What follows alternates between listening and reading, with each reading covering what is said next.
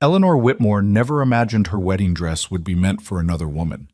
Standing in that cramped Kansas farmhouse, hands trembling as she read her sister's farewell letter, she faced an impossible choice: let her family drown in debt, or board a stagecoach west to marry a stranger who'd paid for a bride he'd never met.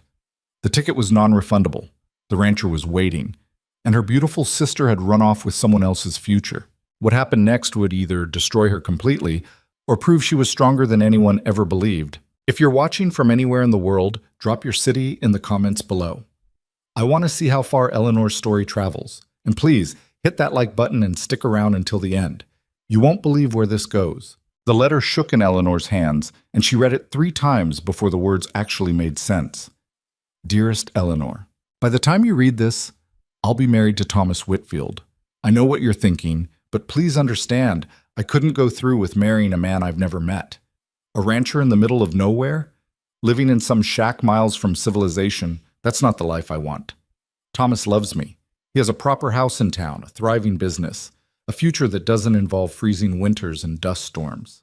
I'm sorry about Mr. Mercer. I'm sorry about the money he sent for the journey, but surely he'll understand when you explain. Or perhaps he'll just find another bride. Men like him always do. Please don't hate me. Your sister, Rosalie. Eleanor let the paper fall to the kitchen table. Through the window, she could see her father splitting wood behind the barn, his shoulders bent under weight that had nothing to do with the axe. Her mother sat in the front room, mending the same dress she'd been working on for 3 days, her hands moving without purpose. They didn't know yet. Rosalie had been corresponding with Cole Mercer for 8 months, letters back and forth, getting to know each other the way people did when an entire country stretched between them. He was a rancher outside Cheyenne, 32 years old, never married, owned 200 acres and ran cattle, needed a wife. Rosalie had seemed excited at first. She'd read his letters aloud at dinner, describing the ranch, the mountains, the life they'd build together. Their mother had cried happy tears. Their father had finally stopped looking so defeated. And then Thomas Whitfield had arrived in town. Eleanor picked up the letter again, studying her sister's careful handwriting. The paper still smelled like Rosalie's perfume, roses and vanilla, expensive stuff Thomas probably bought her. The stagecoach ticket sat beside the letter, paid in full. Non-transferable, the ticket office would say, but they'd honor it if someone showed up with the right name. Cole Mercer had sent $40 for the journey. $40 their father had already spent on seed, tools, paying down debts that had been crushing them for 2 years. $40 they couldn't pay back. Eleanor was 26, 4 years older than Rosalie, and those years showed in ways that had nothing to do with age. Her hands were rough from work. Her face had sun lines around the eyes. Her hair was brown where Rosalie's was golden. Her figure sturdy where her sister's was delicate.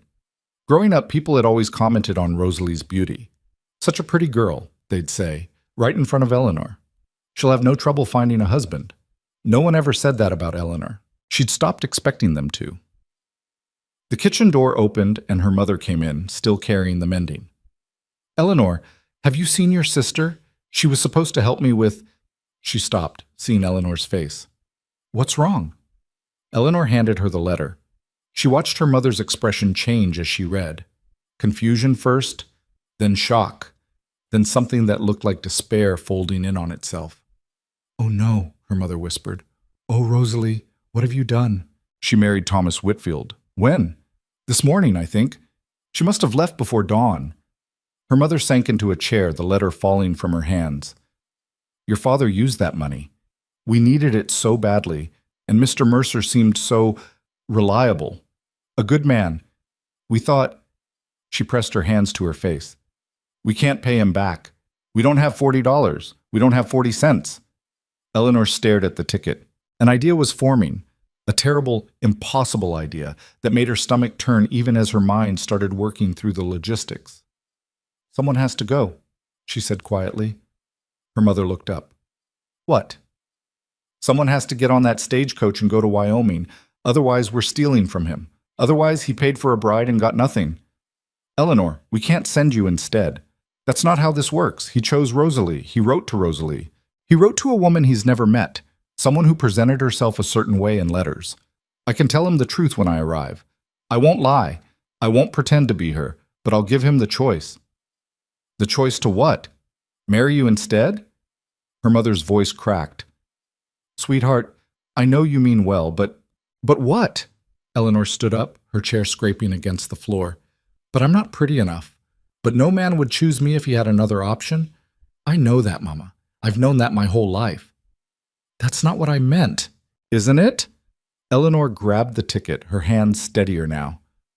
I'm going. I'll tell him everything. If he sends me away, I'll find work in Cheyenne. I'll send money back when I can. But I won't let Papa go to jail for debt, and I won't let this family lose everything because Rosalie decided she wanted something prettier. Her mother started to cry. Eleanor walked out before she could change her mind. Man. The stagecoach left at dawn 2 days later. Eleanor sat in the back with her one bag, wearing her best dress, which wasn't saying much. A dark blue cotton thing she'd made herself 3 years ago. Practical. Durable. Nothing like the traveling outfit Rosalie would have worn. There were 4 other passengers, a salesman with a mustache that drooped past his chin, an older woman in mourning black who didn't speak to anyone, 2 men who looked like miners, rough and tired, heading west to try their luck. The salesman tried making conversation for the first hour. Eleanor answered politely but didn't encourage him.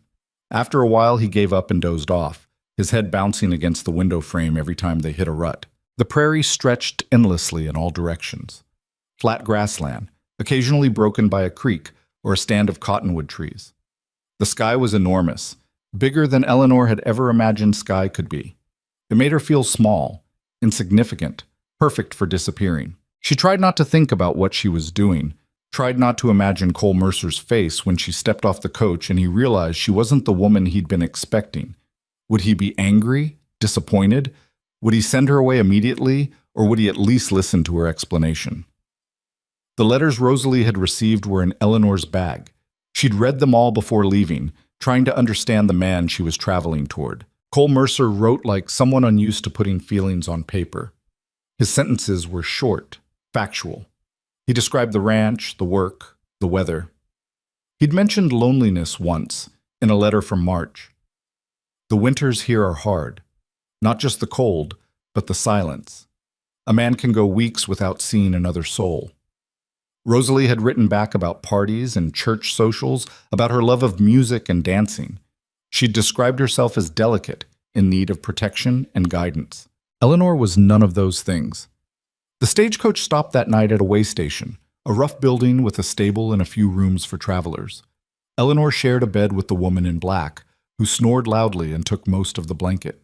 She barely slept. The second day was worse than the first. The road got rougher as they climbed into hill country. Eleanor's back ached from the constant jolting. The salesman got sick and had to stop 3 times to vomit by the roadside. The miners argued about politics until everyone else wanted to throw them out of the moving coach. On the 3rd day, they saw their first mountains. Eleanor pressed her face to the window, staring at the distant peaks. They looked unreal, too big, too sharp against the sky, like something from a painting that didn't quite belong in the actual world. First time seeing the Rockies? One of the miners asked. His name was Jack, she thought, or John. She couldn't remember. Yes. They get bigger. He was right. By the 4th day, the mountains dominated everything. The road wound between foothills, climbing steadily. The air got thinner, colder. Eleanor wrapped herself in her shawl and tried not to think about winters here, about what Cole had written. The snow can reach the windowsills. You won't leave the house for days at a time. What was she doing? On the 5th morning, the driver called back that they'd reach Cheyenne by afternoon. Eleanor's stomach dropped. She'd spent 5 days mentally preparing for this moment, and she still had no idea what she was going to say. Hello, I'm not the woman you were expecting, but I'm here anyway, and I hope that's acceptable. It sounded insane. The woman in black noticed her expression. First time west? She asked. It was the first thing she'd said the entire journey. Yes. Running from something or toward something? Eleanor considered that. Both, I think. The woman nodded. That's usually how it goes. Cheyenne appeared on the horizon around 2 in the afternoon. It was bigger than Eleanor expected. A real town, with actual streets and buildings, not just a collection of shacks. The stagecoach rattled down the main street, passing hotels, saloons, a bank, a general store, a church. People moved along the sidewalks. Cowboys, businessmen, women in nice dresses.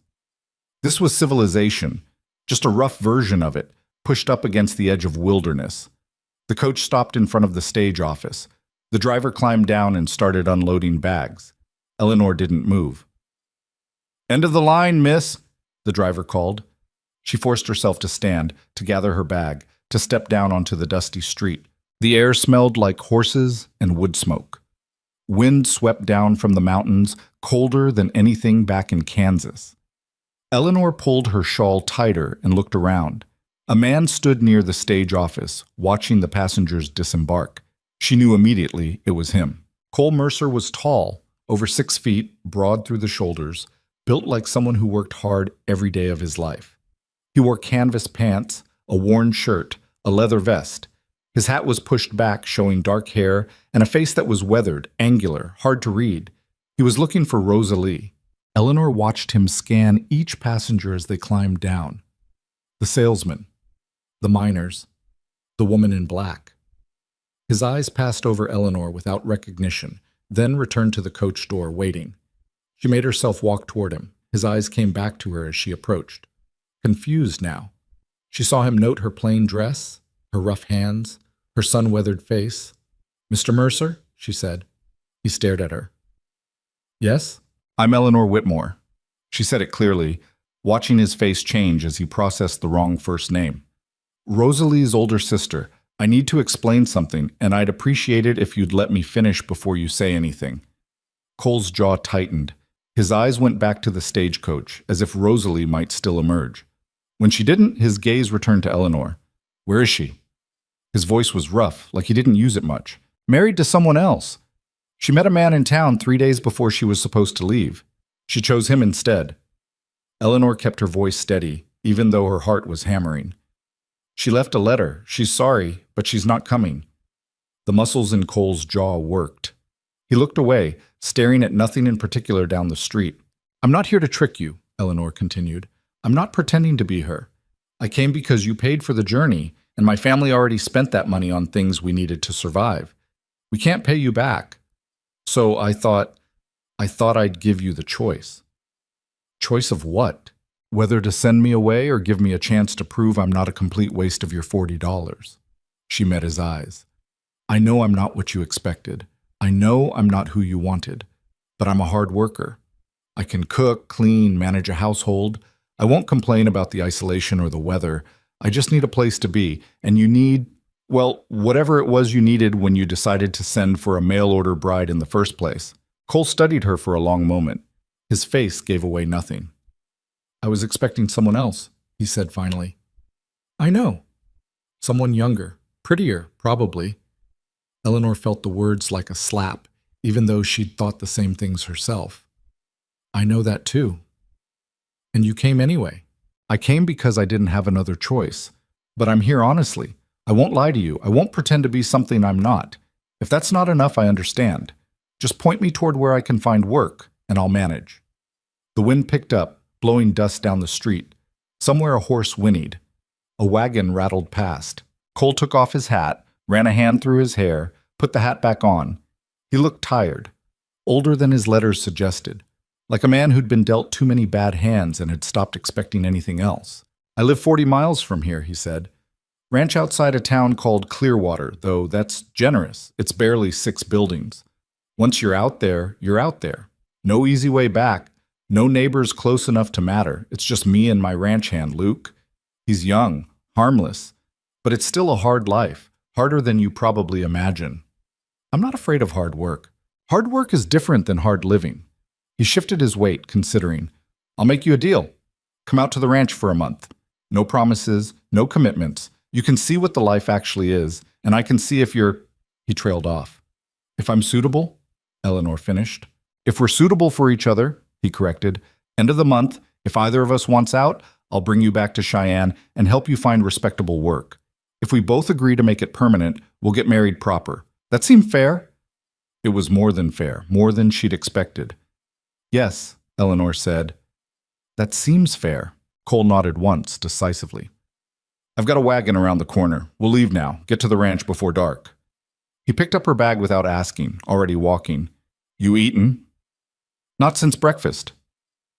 There's a place that makes decent stew. We'll stop. Eleanor followed him down the street, her legs still shaky from 5 days in a stagecoach. This was happening. She was actually doing this. The restaurant was small, crowded, loud. Cole ordered for both of them, beef stew, bread, coffee. They sat across from each other at a rough table, and Eleanor tried not to stare at him. Up close, he was even harder to read. His face had seen weather and work and probably some violence. There was a scar through his left eyebrow. His hands were calloused, scarred in places. He ate methodically, not looking at her. The letters Rosalie wrote, Eleanor said carefully. Were they... Did she describe herself a certain way? Cole glanced up. She said she was delicate, needed protecting, liked pretty things and social gatherings. His mouth twisted slightly. I figured that was just how women wrote in letters. Didn't think much of it. I'm not delicate. I can see that. And I don't need protecting. Noted? He went back to his stew. Why did you decide to send for a wife? Eleanor asked. If you don't mind me asking. Cole was quiet for a moment. Ranch is lonely, works hard, gets harder every year, and I'm not getting younger. Thought it might be easier with a partner, someone to share the load. That's practical. Practical's about all I can manage. He finished his coffee. What about you? Why'd you really come here instead of just sending a letter explaining the situation? Eleanor picked at her bread. Because if I stayed in Kansas, I'd spend the rest of my life being the spinster sister who couldn't find a husband. I'd work on my father's farm until he died, then on my brother-in-law's farm after that. I'd grow old taking care of other people's children, sleeping in other people's houses, always grateful for whatever scraps of life they threw my way. She looked up. This seemed like less of a sure thing, but more of a chance. Something shifted in Cole's expression. Not quite respect, but maybe understanding. Fair enough, he said. They finished eating in silence. Cole paid, then led her to a wagon parked behind a general store. It was loaded with supplies, flour, sugar, tools, lumber. He helped her up onto the bench, then climbed up beside her. The wagon lurched forward. Cheyenne fell away behind them. The road, barely a road really, more like a track worn into the prairie, stretched northwest. Mountains rose on their left, massive and indifferent. The sun was starting to sink, painting everything orange and gold. Eleanor had never felt so far from home in her life. Tell me about the ranch, she said, needing to hear something other than wagon wheels and wind. 200 acres, run about 80 head of cattle right now. Used to be more, but I had some losses last winter. House is decent. 2 bedrooms, kitchen, front room, barn, stable, chicken coop. Creek runs through the property when there's enough water. When there's enough water? Droughts happen. Creek dries up sometimes in late summer. He glanced at her. You know anything about cattle? Not much. You'll learn. Can you shoot? A rifle? No. I'll teach you. Bears and mountain lions don't care if you're delicate or not. Eleanor suppressed a shiver. What about Luke? Your ranch hand? Good kid. 20 years old. Works hard, doesn't talk much. Lost his parents 2 years back, needed a place to be. I gave him one. Cole's voice softened slightly when he talked about Luke, almost protective. He'll be surprised to see you. Because I'm not Rosalie? Because I didn't tell him you were coming at all. The sun sank lower. The temperature dropped. Eleanor wrapped her shawl tighter and watched the landscape change. The prairie gave way to rolling hills, then rougher country, scattered with pine and scrub brush. She could smell the mountains now, cold air, pine sap, something wild and clean. Full dark had fallen by the time Cole turned the wagon off the main track onto an even rougher path. Eleanor could barely see anything except stars, more stars than she'd ever imagined existed, scattered across the sky like someone had flung handfuls of diamonds into the darkness. Almost there, Cole said. 10 minutes later, lights appeared ahead. 2 buildings, windows glowing yellow. The wagon rolled into a yard and a dog started barking. The door to the larger building opened and a young man appeared holding a lantern. Cole, he called. That you? Yeah. Cole pulled the wagon to a stop. Got a surprise, Luke. Eleanor climbed down stiffly, her legs protesting after hours on the bench. Luke approached with the lantern and she could see him clearly, young, sandy-haired, with an open, honest face that registered complete confusion when he saw her. "This is Eleanor Whitmore," Cole said, already unloading supplies. "She's going to be staying with us for a while. Eleanor, this is Luke Bennett." Luke stared at her. "I thought, didn't you say—" "Plans changed," Cole said flatly. "Help me get this unloaded, then show Eleanor to the spare room." Eleanor stood in the yard, feeling utterly lost. The house loomed before her, dark wood, solid, bigger than her family's farmhouse, but somehow lonelier. She could hear cattle lowing somewhere in the darkness. The dog, a border collie mix, sniffed her skirt cautiously. This was her life now, at least for the next month. Luke and Cole worked in efficient silence, carrying supplies into the house. Eleanor tried to help, but Cole waved her off. "You've been traveling for days. Go inside, warm up." She climbed the porch steps and pushed open the door. The inside of the house was exactly what she'd feared. A front room with basic furniture, chairs, a table, a cold fireplace. Through a doorway, she could see the kitchen. Everything was functional. Nothing was comfortable. Dust covered most surfaces. The place looked like men lived there, men who didn't care about anything except basic survival. "Sorry about the mess," Luke said, appearing behind her with her bag. "We weren't expecting company." "It's fine," Eleanor said, though it really wasn't. He led her down a short hallway to a small bedroom. A bed, a dresser, a window with no curtains. That was it. "I'll get you some blankets," Luke said. "Gets cold at night, even in summer, and there's water in the kitchen if you want to wash up. Outhouse is out back, 40 feet from the door. Watch for snakes." "Snakes?" "And spiders. Don't usually come inside, but sometimes they do." "Right." Luke hovered in the doorway, clearly wanting to ask questions but not sure how. Finally, he just said, "I'm glad you're here, Miss Whitmore. Cole doesn't say much, but I know he's been lonely. We both have, I guess." Before Eleanor could respond, he disappeared down the hall. She sat on the bed, which creaked under her weight. Through the thin walls, she could hear Cole and Luke talking in the kitchen, their voices too low to make out words. She'd done it. She'd actually gone through with this insane plan. Now she just had to survive it. Eleanor woke before dawn, disoriented and stiff. For a moment, she couldn't remember where she was. Then it all came back, the journey, the ranch, Cole's weathered face and cautious agreement. 1 month to prove herself. She dressed quickly in the cold room and made her way to the kitchen. The house was silent. Through the window, she could see the first gray light touching the mountains. The kitchen was worse than she'd thought. Dirty dishes piled in a basin. The stove was crusted with grease. Supplies sat haphazardly on shelves, and the floor looked like it hadn't been swept in weeks. Eleanor rolled up her sleeves. By the time Cole and Luke emerged from wherever they'd been sleeping, she had a fire going in the stove and was making breakfast. Real breakfast. Eggs, bacon, biscuits, coffee. Cole stopped in the doorway, staring. "Morning," Eleanor said without turning around. "Food'll be ready in 10 minutes." She heard him move into the room, heard Luke following. Neither of them said anything. They just sat down at the table and watched her work. When she set the plates down, Luke actually looked like he might cry. "I haven't had biscuits in 2 years," he said quietly. Cole ate methodically, not commenting, but she saw him glance at her twice, something unreadable in his expression. After breakfast, Cole stood. "Luke and I have work. Fence line needs mending on the south pasture. We'll be gone most of the day." "What should I do?" Eleanor asked. Cole looked around the kitchen. "Whatever you think needs doing." They left. Eleanor surveyed the house in full daylight. It was even worse than she'd thought, but she'd made a promise to prove herself, to earn her place. She got to work. By the time Cole and Luke returned that evening, the house had been transformed. Floors swept and scrubbed, windows cleaned, dishes washed and put away. Fresh curtains she'd made from spare fabric hung in the kitchen. The whole place smelled like soap and bread and dinner cooking on the stove. Luke stood in the doorway with his mouth open.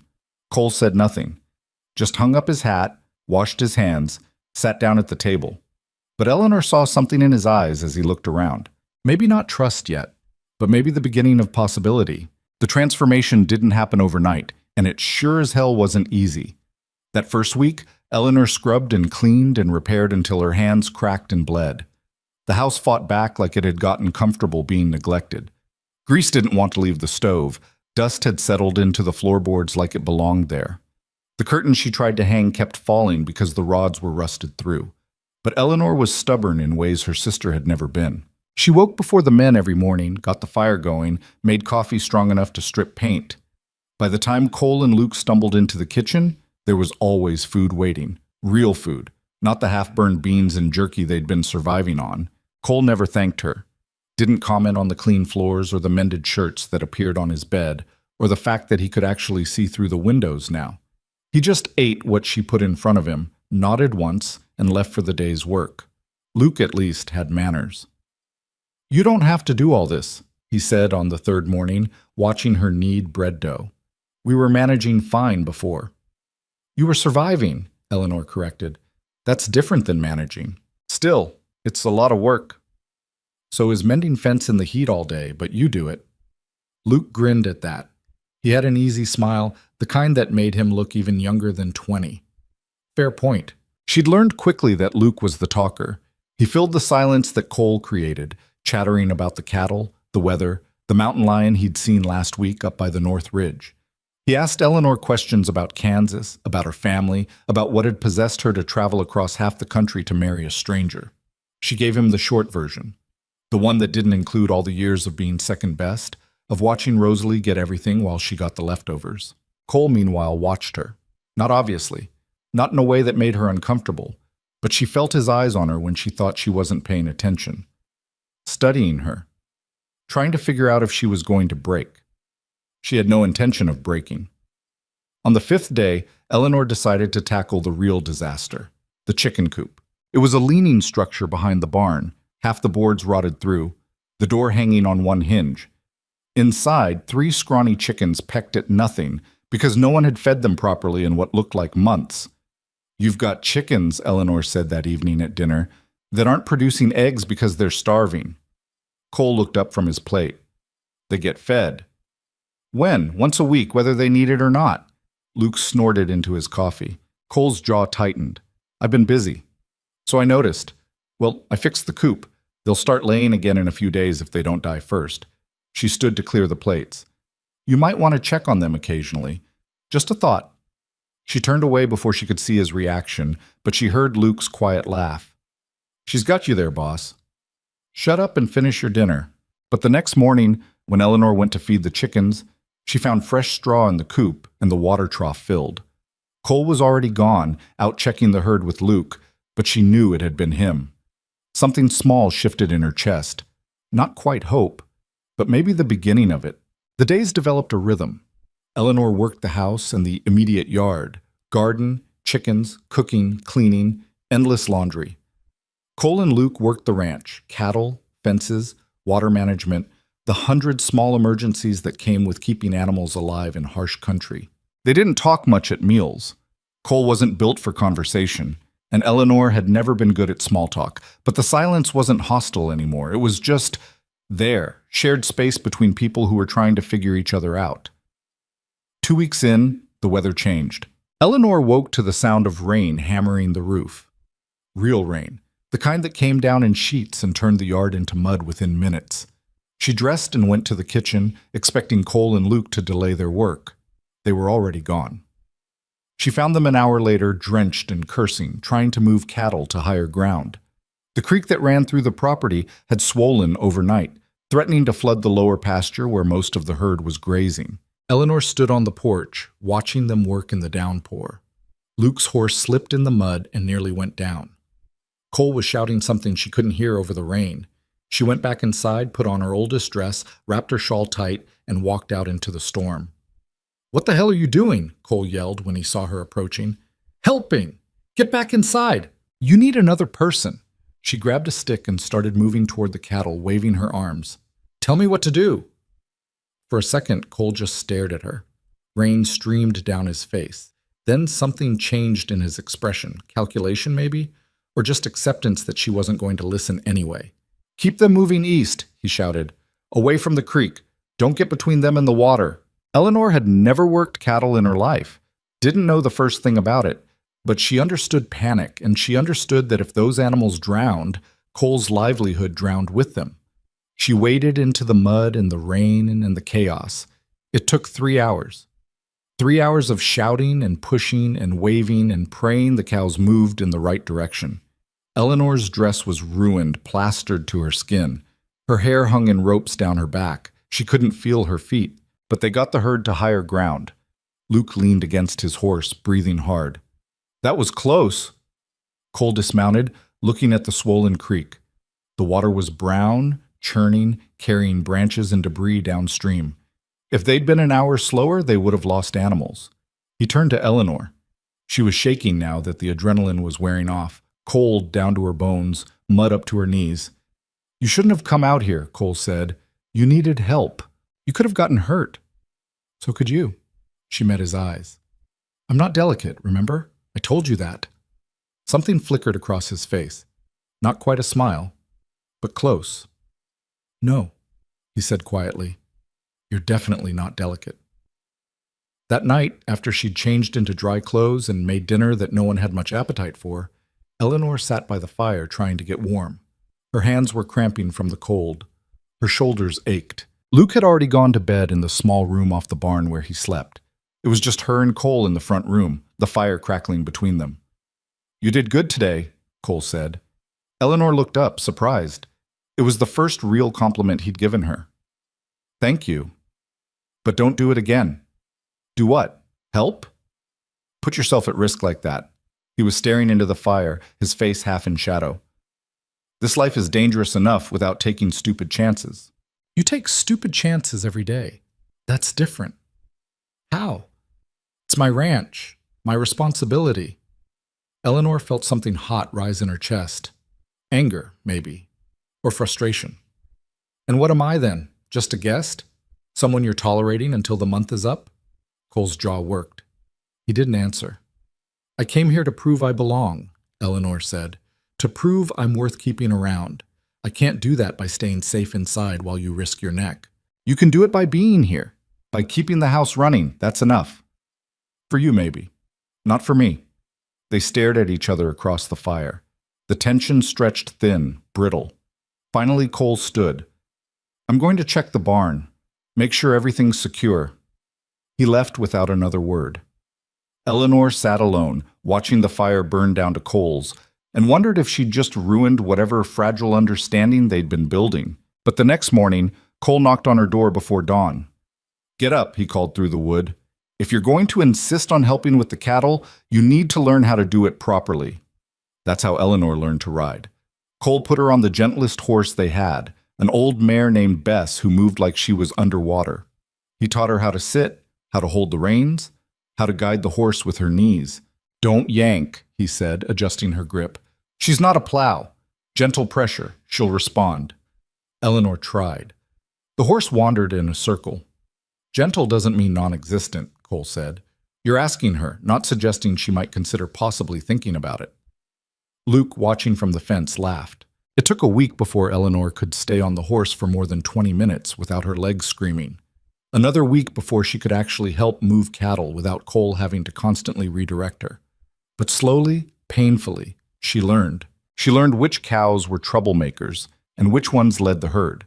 She learned to spot lameness, sickness, the subtle signs that something was wrong. She learned the land, where the ground was solid, where it got boggy, which parts of the creek were shallow enough to cross. She learned that Cole noticed everything. The way a cow held her head, the shift in wind direction, the color of the sky at dawn that meant weather was coming. And she learned that despite his gruff exterior and his complete inability to say anything encouraging, Cole was a good teacher, patient in his own frustrated way. He didn't praise, but he stopped correcting her as often. That was as close to approval as he seemed capable of giving.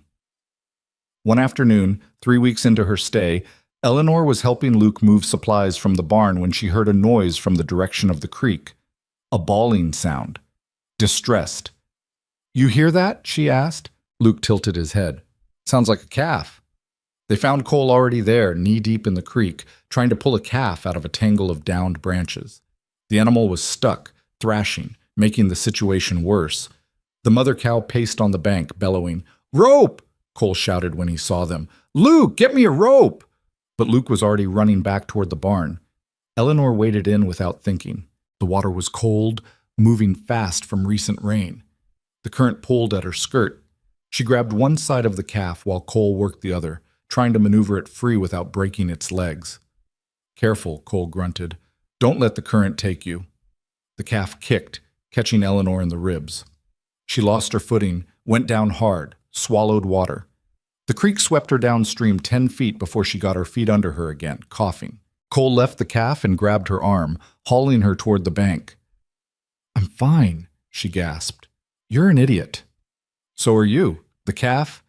The calf can wait until we have proper equipment." But the calf couldn't wait. While they argued, it panicked harder, wedging itself deeper into the branches. Cole swore, a string of words Eleanor had never heard him use, and waded back in. Luke came running with the rope. Between the three of them, they got the calf free.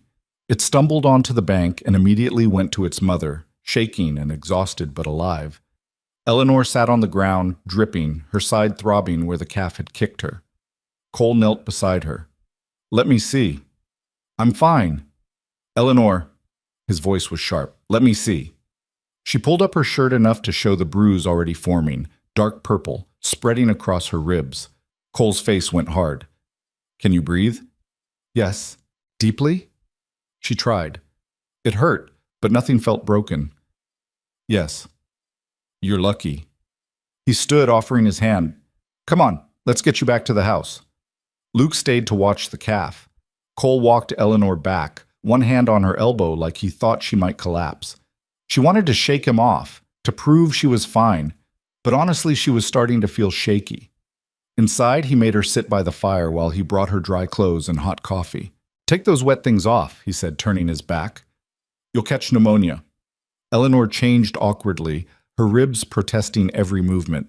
When she was decent, Cole turned around and studied her with an expression she couldn't read. "You keep doing this," he said. "Doing what?" "Throwing yourself into danger without thinking." I was thinking that calf needed help. It's a calf, an animal, not worth risking your life over." Eleanor set down her coffee with enough force to slosh it. "Everything on this ranch is worth risking something over. That's what you do every single day. Why is it different when I do it?" "Because you're—" Cole stopped himself. "I'm what? A woman? Delicate? Someone who needs protecting?" She stood up, ignoring the pain. "I told you on day one, I'm not that person. If you want someone who's going to stay inside and look pretty and never get dirty, you should have sent me back to Cheyenne the minute I arrived." "That's not what I—" "Then what? What do you want from me?" Cole stared at her. The firelight cast shadows across his face, making him look older, more weathered, tired in a way that went deeper than physical exhaustion. "I don't know," he said finally.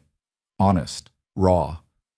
"I thought I wanted a wife to make the house less empty, someone to cook and clean and be there. That's what I told myself, but now you're here, and you're nothing like what I expected, and I don't know what the hell I'm supposed to do with you."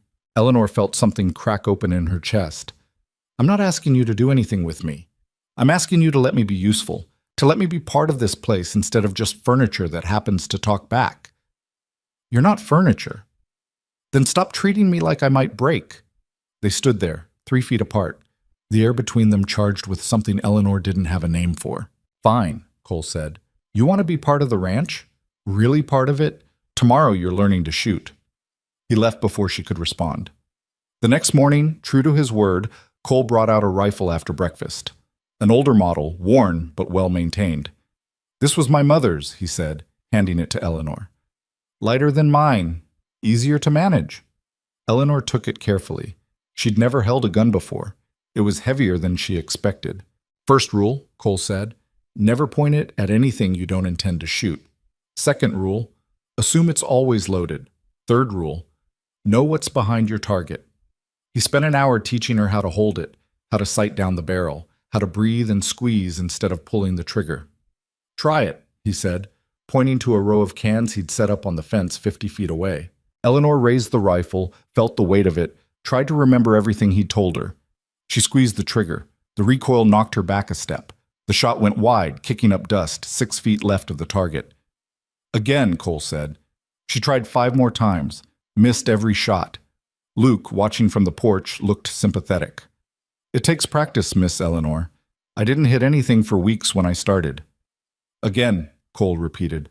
Eleanor's shoulder was starting to hurt from the recoil. Her ears rang, but she raised the rifle and tried again. This time the shot hit the fence post, not the can, but close enough to make her feel like maybe she wasn't completely hopeless. Better, Cole said. It might have been the highest praise she'd ever heard from him.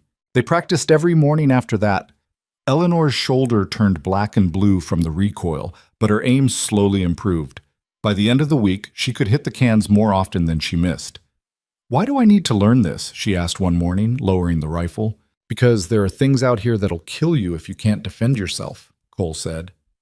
Bears, mountain lions, sometimes men who think a woman alone is easy prey. He took the rifle from her, checking it automatically. I won't always be close enough to help. The weight of that statement settled between them. Eleanor had stopped thinking about the month deadline, stopped counting days. She'd been at the ranch almost 4 weeks, and Cole hadn't mentioned bringing her back to Cheyenne, hadn't brought up the arrangement they'd made.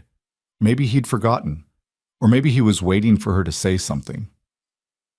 That night, after Luke had gone to bed and Eleanor was cleaning up from dinner, Cole sat at the table longer than usual, just sitting, watching her work. Something on your mind? Eleanor asked, drying the last plate.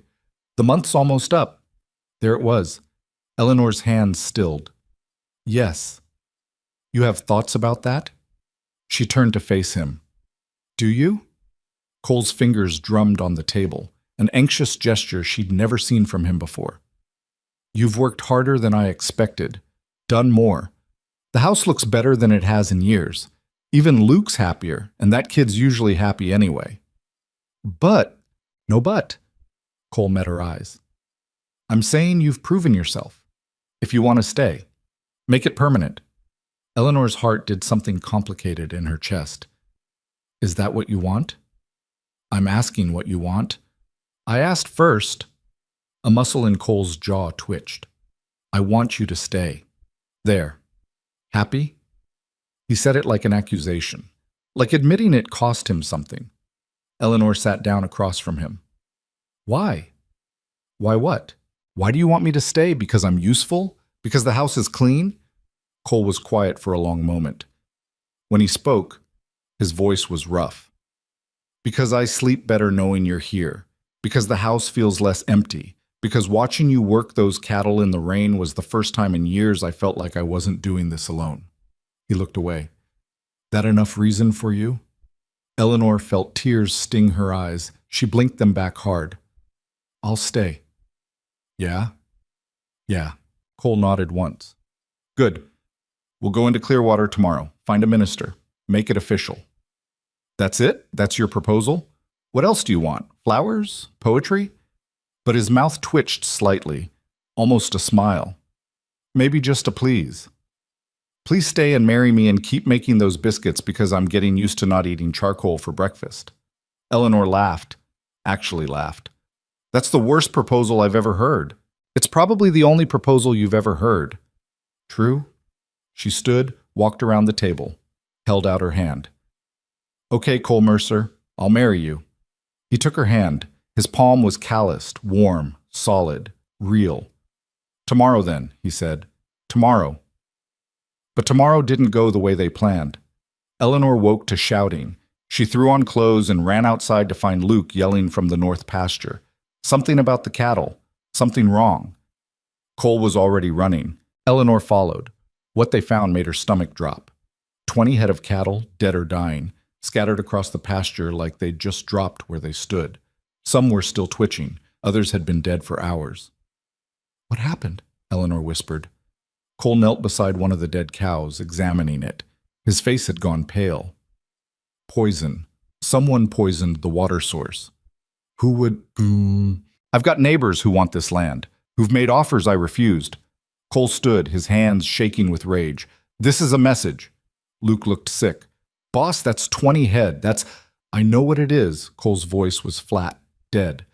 That's a quarter of my herd. That's my profit for the year. That's... He stopped, turned away. Eleanor wanted to touch him, to comfort him somehow, but she didn't know if he'd accept it. What do we do? She asked quietly. Cole was silent for a long moment. Then, we round up what's left, move them to the south pasture, check every water source, and we survive this. And the men who did this? His eyes went hard. That's a problem for another day. They worked until dark, checking the surviving cattle, moving them to safer ground. Eleanor's hands were shaking by the time they finished, not from the work, from watching Cole's face throughout the day, watching him look at each dead animal like it was a personal failure. That night, he sat alone in the dark house, not eating, not talking. Eleanor sat beside him. Didn't say anything, just sat. After a while, Cole spoke. I can't afford to replace those cattle. Not this year. Maybe not next year either. We'll manage. We. He looked at her. You still want to marry me, even now, when the ranch is failing? The ranch isn't failing. It took a hit. That's different. Eleanor, no. She took his hand. I didn't come here because you were rich. I came here because I needed somewhere to belong. This is that place. You are that place. That some dead cattle doesn't change that. Cole's fingers tightened on hers. You're either very brave or very stupid. Little bit of both, probably. This time he did smile. Slight, barely there, but real. Tomorrow we still get married? Eleanor asked. Tomorrow we still get married. But first they had to bury 20 head of cattle and figure out how to keep their ranch alive with 3/4 of their herd gone, and watch their backs for whoever wanted them gone. Eleanor went to bed that night understanding something new about the life she'd chosen. It wasn't just hard work and isolation, it was danger. Real danger. The kind that could destroy everything they were trying to build. But when she thought about leaving, about going back to Kansas or finding work in Cheyenne, her mind rebelled against it. This place had gotten under her skin. This broken ranch, and this damaged man, and this hard, beautiful country that didn't forgive mistakes. She belonged here now. Whatever came next, they'd face it together. They buried the cattle in a mass grave on the far edge of the property where the ground was soft enough to dig. It took 2 full days. Cole, Luke, and Eleanor working in shifts with shovels, the sun beating down merciless, the smell of death thick in the air. Eleanor had never seen anything dead before. Not like this. Not animals that had been healthy one day and gone the next, their bodies already starting to bloat in the heat. She threw up twice the first morning. By afternoon, she'd stopped gagging and just worked, sweat soaking through her dress, blisters forming on her palms. Luke looked worse than she felt. His face had gone gray, and he kept having to walk away to breathe. Cole worked like a machine, methodical, silent. His shirt came off by noon, and Eleanor saw the full map of scars across his back. Old injuries, things that had healed badly. He caught her looking once, and his jaw tightened, but he didn't say anything. When the last cow was buried and covered, Cole drove the shovel into the ground and left it there. A marker, a reminder. We should go to the sheriff, Luke said quietly. Report what happened. And tell him what? Cole's voice was rough from not speaking all day. That I think someone poisoned my herd, but I've got no proof? That I've got enemies, but I can't prove who did it? It's still worth, but it's not worth anything except showing weakness, making it clear we're vulnerable. Cole picked up his shirt, but didn't put it on. We handle this ourselves. Eleanor wanted to argue, wanted to say there were laws, systems, people whose job it was to deal with crimes like this. But she'd learned enough about the frontier by now to know that law out here was different, slower, often useless when you needed it most. What about the wedding? She asked instead. Cole looked at her like he'd forgotten. What about it? We were supposed to go into town yesterday, make it official. We've been burying dead cattle, Eleanor. Kind of took priority. I know that. I'm asking if we're still doing it. Something shifted in his expression, softened slightly. You still want to, even after this? I told you yesterday, dead cattle doesn't change anything. Luke cleared his throat. I can handle things here if you two want to go into Clearwater. Probably do you both good to get away from this mess for a few hours. Cole studied Eleanor for a long moment. She could see him thinking, weighing options, trying to figure out if this was the right move or just another mistake in a long line of them. Fine, he said finally. We'll go tomorrow morning, but we're back by afternoon. I don't want the place left alone too long. That night, Eleanor washed as best she could with cold water and harsh soap, trying to scrub away 2 days of dirt and death. Her hands were raw, nails broken, blisters opened and bleeding. She had one decent dress left, a gray cotton thing she'd been saving, and she put it on in the dark of her room, trying to make herself look like someone worth marrying. When she came out to the kitchen the next morning, Cole was already there. He'd shaved, put on a clean shirt. His hair was wet, combed back. He looked uncomfortable, like the effort of making himself presentable was somehow painful. "You look nice," Eleanor said. "You look tired." Romantic as always. His mouth twitched, almost a smile. "Come on, let's get this done before I change my mind." The ride to Clearwater took 90 minutes. The town was barely bigger than Cheyenne had been. A main street with maybe 8 buildings, a general store, a saloon, a building that served as both town hall and occasional church. Mountains rose behind it, still snow-capped even in summer. Cole tied up the wagon outside the general store. "Minister's name is Hutchins. He'll marry us if we can find him sober." "That's encouraging." "It's the frontier. You take what you can get." They found Hutchins in the back room of the general store, playing cards with 2 other men. He was 60 if he was a day, with a white beard stained yellow from tobacco and eyes that had seen too much of everything. "Cole Mercer," Hutchins said, looking up from his cards. "Heard you had some trouble out at your place." Word traveled fast. "Nothing I can't handle," Cole said. "I'm here because I need you to perform a marriage." Hutchins' eyebrows went up. He looked at Eleanor with open curiosity. "This the mail-order bride I heard about?" "This is Eleanor Whitmore. She's agreed to marry me despite significant evidence that it's a bad idea." Eleanor elbowed him. "He's charming, isn't he?"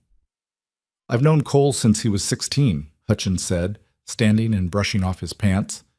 "Charm's never been his strong suit. You sure about this, miss?" "Reasonably sure." "That'll have to do, I suppose." Hutchins grabbed a worn Bible from a shelf. "You two got witnesses." The men he'd been playing cards with stood up. One was ancient, bent with age. The other looked like a prospector, dirt under his nails, whiskey on his breath. "They'll do," Hutchins said. "Come on then. Let's make this official before anyone comes to their senses." They stood in the small back room that smelled like tobacco and old paper. Hutchins opened the Bible, but didn't really look at it. He'd done this enough times to have the words memorized. "We're gathered here to join this man and this woman in matrimony. It's a serious business marriage, not something to enter into lightly." He looked at Cole. "You understand that?" "I do." "And you?" He turned to Eleanor. "You understand you're binding yourself to this hard-headed fool for the rest of your natural life?" Eleanor glanced at Cole, who was staring straight ahead, jaw tight. "I understand." "Good enough. Do you, Cole Mercer, take this woman as your lawfully wedded wife, to have and to hold, for better or worse, richer or poorer, in sickness and in health, till death parts you?" "I do." "And do you, Eleanor Whitmore, take this man as your lawfully wedded husband, same terms, same promises?" Eleanor's voice came out steadier than she felt. "I do." "Then, by the authority vested in me by the territory of Wyoming, I pronounce you husband and wife. Cole, you can kiss her if you want, or not. Up to you." Cole looked at Eleanor like he hadn't considered this part. His ears went slightly red. Eleanor took mercy on him. She stood on her toes and kissed his cheek quickly. "There. Official." Something in his eyes softened, just for a moment. Then he was reaching into his pocket for money to pay Hutchins. "No charge," the minister said. "Consider it a wedding present. You're going to need every dollar you've got after losing that herd." Cole's face went hard. "Who told you about that?" "Like I said, word travels." Hutchins' expression turned serious. "You watch yourself out there, Cole. Whoever hit you once might try again. Let them try." Outside, the sun was bright enough to hurt. Eleanor blinked against it, her hand in Cole's because he'd taken it without asking and hadn't let go yet. "That's it then," she said. "We're married. That's it. Feel any different?" "Not particularly. You?" "A little. Maybe." She squeezed his hand. "We should get back." But Cole didn't move toward the wagon. He was looking down the street at something. Eleanor followed his gaze and saw 3 women standing outside the general store, watching them. Well-dressed women. Town women. Their expressions made Eleanor's stomach tighten. "Who are they?" she asked quietly. "Wives of the men who want my land. Cole's voice had gone flat. Don't worry about them. But it was too late. The women were walking over. The leader, a blonde woman in an expensive green dress, smiled at Cole in a way that didn't reach her eyes. Cole Mercer, congratulations on your marriage. We heard you'd sent for a bride. Mrs. Patterson. Cole's tone was carefully neutral. Mrs. Patterson turned her attention to Eleanor and the smile got sharper. You must be the sister. How? Unexpected. I'd heard Cole was expecting someone else. Rosalie, wasn't it? The pretty one? Eleanor felt the words like a slap, but before she could respond, Cole's hand tightened on hers. This is my wife, Eleanor, he said. His voice had gone cold. And she's exactly who I wanted. The second woman, darker, older, with hard eyes, laughed. How sweet. Though I have to wonder, dear, what possesses a woman to marry a man whose ranch is failing, losing a quarter of your herd in one night? That's either terrible luck or terrible management. It was neither, Cole said. It was deliberate. Such accusations. Do you have proof? Not yet. Then perhaps you should focus less on conspiracy theories and more on salvaging what's left of your operation. My husband's offer still stands, you know, $12,000 for the whole property. That's more than generous considering the circumstances. I'm not selling. Not even to save yourself from bankruptcy? How noble. And how foolish. Mrs. Patterson's gaze slid back to Eleanor. I do hope you knew what you were getting into, dear. The Mercer Ranch has always been more trouble than it's worth. Isolated, dangerous. No place for a woman, really. Especially not one who's already been rejected once. The third woman, younger, prettier than the other two, giggled. Can you imagine? Coming all this way for a man who wanted someone else. How humiliating. Eleanor felt heat rising in her face. Shame and anger tangled together in her chest. These women knew exactly where to cut. They'd probably been practicing. But before she could find words, Cole stepped between her and them. That's enough, he said quietly, dangerously. You've said your piece. Now leave my wife alone. Oh, we didn't mean any offense, Mrs. Patterson said, all false sweetness. Just making conversation. Welcome to the territory, Eleanor. I'm sure we'll see you around town, if you last that long. They walked away, laughter trailing behind them. Eleanor stood frozen, all the old feelings rushing back, the ones she'd thought she'd left in Kansas. Being second best, being the one nobody wanted, being the embarrassment. Eleanor, Cole's voice cut through the spiral. Look at me. She did. His face was tight with anger, but not at her. Everything they just said was meant to hurt you, to make you feel small. Don't give them that power. They're right, though. You did want Rosalie. You did get stuck with me instead. I didn't get stuck with anything. His hands came up to her shoulders, forcing her to meet his eyes. You think I don't know what I've got? You think I'm too stupid to see the difference between a woman who runs away at the first sign of hardship and one who buries dead cattle in the heat without complaining? Cole, I'm not finished. Those women, they don't work. They don't build anything. They sit in their nice houses in town and judge everyone who actually sweats for a living. You're worth 10 of them, 20. And if you can't see that yet, then I haven't been doing my job right. Eleanor's throat felt tight. What job is that? Making sure you know you're not second best. You're not a replacement. He stopped, frustrated with words like he always was. You're the reason I'm still standing here instead of selling everything and giving up. That clear enough for you? Eleanor nodded, not trusting her voice. Cole let go of her shoulders and turned toward the wagon. Come on, let's get out of this town before I do something I'll regret. They drove in silence for the first half hour. Eleanor stared at the mountains, at the endless sky, at anything but Cole's profile beside her. Her mind kept replaying Mrs. Patterson's words, the way they'd looked at her, like she was pathetic, desperate, something to pity. Stop thinking about them, Cole said without looking at her. I'm not. You're a terrible liar.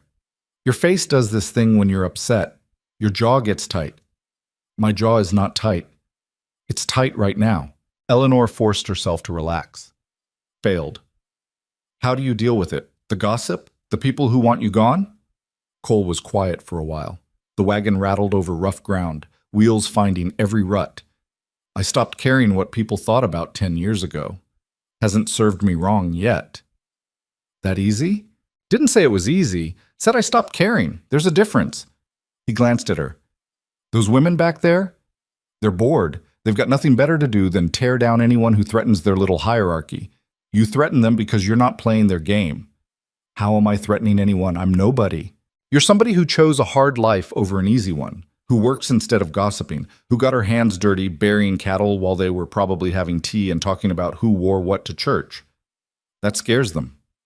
Eleanor hadn't thought about it that way. They seemed pretty confident to me. Confident people don't need to tear others down to feel better about themselves. Cole shifted the reins. You want my advice? Forget they exist. We've got bigger problems. He was right. They did have bigger problems, like figuring out who poisoned their cattle, like surviving the financial hit, like keeping the ranch running with reduced stock and resources. But somehow Mrs. Patterson's words had gotten under Eleanor's skin in a way the practical problems hadn't. Maybe because the practical problems could be solved with work, with effort. The other thing, the feeling of being second choice, unwanted, that was harder to fight. When they got back to the ranch, Luke was waiting in the yard. His face was pale. What happened? Cole asked, already climbing down from the wagon. Nothing bad. Just, you've got a visitor, been waiting about an hour. Who? Luke hesitated. Says his name is Thomas Whitfield. Claims he's looking for his wife. Eleanor's blood went cold. Cole looked at her. Your sister's husband? I don't know any other Thomas Whitfield. They found him on the porch, sitting in one of the chairs like he owned the place. He stood when he saw them, tall, well-dressed, handsome in a polished way that made him look out of place against the rough wood and worn ranch. Eleanor, he said, smiling, there you are. We've been worried sick. Cole's hand went to Eleanor's elbow, protective. Who the hell are you? Thomas Whitfield. I married Eleanor's sister Rosalie a few weeks ago. His eyes went to Eleanor. She's very upset, you know. She made a mistake running off like that. She wants to make things right. Eleanor found her voice. Where is she? Back in Kansas. Waiting for me to bring you home. Thomas's smile widened. She feels terrible about the confusion, about you coming all this way for nothing, but we can fix this. I've brought enough money to repay Mr. Mercer for his expenses, and we can all put this unfortunate situation behind us. Cole's voice came out dangerous. Put what situation behind us? Well, the mix-up, of course. Rosalie was supposed to come here. She and Mr. Mercer had an arrangement, but then she met me, and we fell in love, and things got complicated. Thomas pulled out an envelope. I'm prepared to compensate you fully for your trouble. Say $50? That should cover the travel expenses and your time. I don't want your money, Cole said. I understand you're upset, but surely you can see that Eleanor doesn't belong here. This is no life for a woman like her. Isolated, dangerous, doing work meant for ranch hands. Thomas turned to Eleanor, his expression sympathetic. Come home. Your family misses you. Rosalie wants to apologize in person. You can find a proper husband, someone in town, someone who can give you the life you deserve. Eleanor stared at him, at his expensive suit and his perfect hair and his assumption that she'd just go along with whatever he decided. No, she said. Thomas blinked. I'm sorry. I said no, I'm not going anywhere. This is my home now. Eleanor, be reasonable. You can't seriously want to stay in this place. Look at it. Look at you. His nose wrinkled slightly. You're covered in dirt. Your hands are ruined. This isn't the life you were meant for. And what life was I meant for? Being the spinster aunt in your house? Taking care of Rosalie's children? Making myself useful until I die alone and grateful? Thomas's smile slipped. That's exactly what you meant. You and Rosalie want to ease your guilt by bringing me back, by pretending I'm better off there. But I'm not. Eleanor stepped closer to Cole, and his arm came around her waist immediately. I'm married, to Cole, legally. And I'm staying. You can't be serious. You've known this man for what, a month? You married him out of desperation, not love. Maybe I did, Eleanor said, but desperation got me here. And being here taught me I'm stronger than anyone back home ever believed, including me. Thomas looked at Cole. You're really going to keep her? Even knowing she was second choice? Even knowing her sister is the one you actually wanted? Cole's jaw tightened. When he spoke, his voice was quiet, controlled. I don't know what your game is, coming here and insulting my wife, but you've got about 10 seconds to get off my property before I throw you off. I'm trying to help. You're trying to salve your conscience. You married a woman who was promised to someone else, and now you want to fix the mess by taking Eleanor back like she's a returnable item. But she's not an item. She's not second choice. And she's sure as hell not going anywhere with you. Thomas's face flushed. Fine. Stay here in the middle of nowhere with a man who'll never love you properly. But don't come crying back when this life breaks you. He left, got on his fancy horse, and rode away without looking back. Eleanor watched him go, her whole body shaking. You okay? Cole asked quietly. I don't know. Maybe.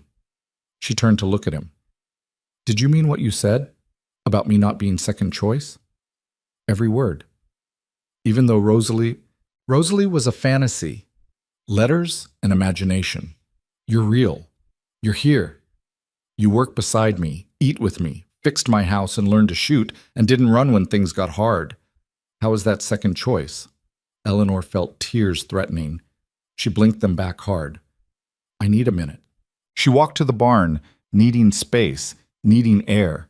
Inside, she leaned against one of the stalls and let herself shake. All of it hitting her at once. The women in town, Thomas showing up, the constant feeling that she wasn't good enough, wasn't wanted, was always going to be the one people settled for. She didn't hear Cole follow her until he spoke. He was wrong, you know. That bastard back there. Eleanor didn't turn around.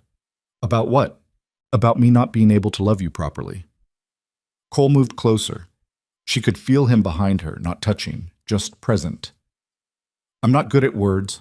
I'm not good at romance or pretty speeches, but I know what I've got, and I know I don't want to lose it. Cole, let me finish. His hand touched her shoulder, gentle. When you got off that stagecoach, I thought my life was over. Thought I'd been cheated, stuck with someone I didn't want. Took me about 3 days to realize I'd been given something better than what I asked for. Took me another week to realize I was falling for you. Took me until today to realize I'm already there, completely.